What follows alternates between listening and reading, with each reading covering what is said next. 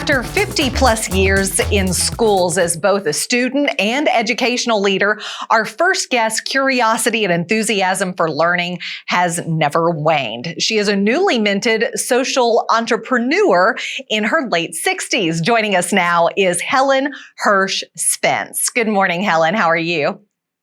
Good morning. Lovely to meet you. Nice to meet you. So, a career in education, and then you became a social entrepreneur at age 67. Where did that come from?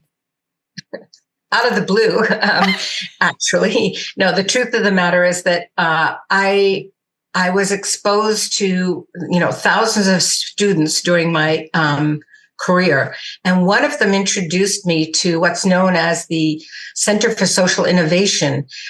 She at this point is in her 30s and I'm in my 60s. And I knew nothing about social entrepreneurship, but I also knew that I was witnessing among friends and relatives and colleagues, sort of a decline in their wellness. They were thinking poorly of themselves. They lost confidence. And that was true of me too, although I had, 30 years of leadership experience. And I was wondering, what's this all about?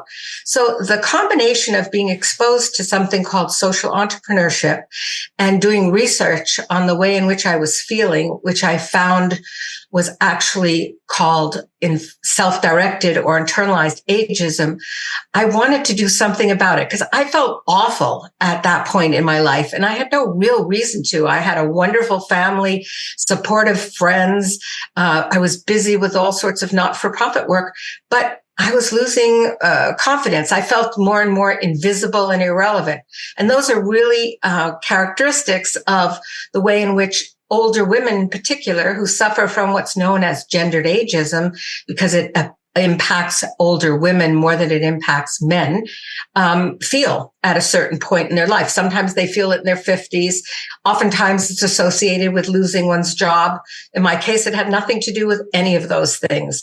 So seeing what social entrepreneurship was like, taking courses online, I decided, I'd like to do something about this so that other people know what's going on in their lives when they hit this stage. And as I say, it affects men as well. However, it's really very common among women. And that was the genesis of moving into social work, social enterprise work. Now, our lifespans are expanding. I mean, it used to be 40 was old. Now, That's right. That's not the case because our life expectancy is going even longer. So how have you changed this? I mean, that's really what I'm hoping to do. I talk a lot about what I refer to as longevity literacy. And that's helping other people, as well as people of my generation, to understand that we do have 30 years more than what our parents had. If you think about life expectancy at the start of the 1900s, it was 47 years. And then if you look at it now in Canada and the United States, it's between 78 and 82. So we have more time, and that traditional retirement age of 65 was established in the 1930s when 62 is the average length of life.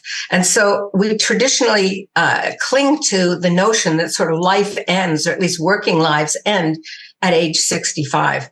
And that's no longer useful, neither for individuals nor for economies or for society, because we're living that much longer than we ever have before. So we need to change that whole mindset around length of our life and how different it is. That narrative of learn, earn, retire doesn't serve us anymore. Now we have more transitions throughout our lives, and we have, gaps in between, but we have to go back to learn, to reskill, to unlearn.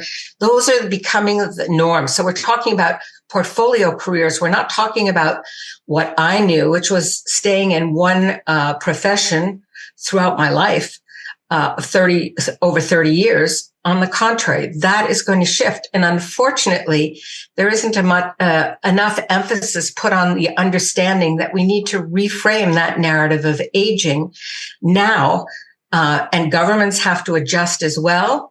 We have to really push that envelope and help people understand the paradigm is totally different. I often like to say that age is to the 21st century what gender was to the 20th. And we haven't finished with gender equity yet. However, age is critical to be understood in today's world. Now, you've got something called Top 60 over 60. What is it, and why did you name it that?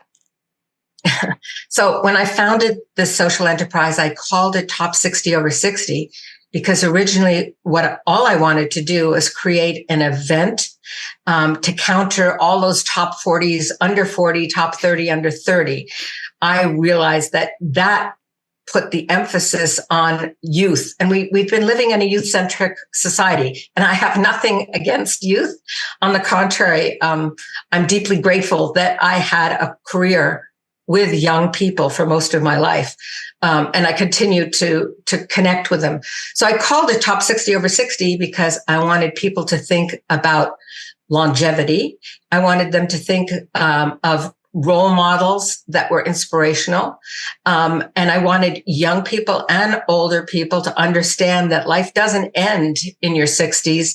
It really is just another transition point to start doing whatever we want if we're lucky enough, or else, working again, perhaps in another career. So that was my original intent, was to really create, an event around like a symposium where there's information shared, but highlighting the extraordinary older individuals who are making a huge difference in everybody's lives today.